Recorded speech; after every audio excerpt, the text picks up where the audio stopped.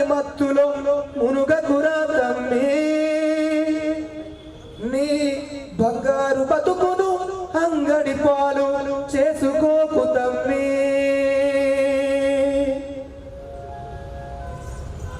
మరి గ్రామీణ ప్రాంతాల్లో చదివే విద్యార్థులకు కాలేజీ చేస్తున్నామంటే చదువుకుంటున్నామంటే వాళ్ళ అమ్మా నాన్న కష్టపడి ఫీజులు కడుతుంటే వీళ్ళు మాత్రం రకరకాలుగా ఆ డబ్బులను దుర్వినియోగం చేసుకొని మరి అనేక వ్యసనాలకు బానిసై జీవితాలు కుటుంబాలు నాశనం చేసుకుంటున్నారు.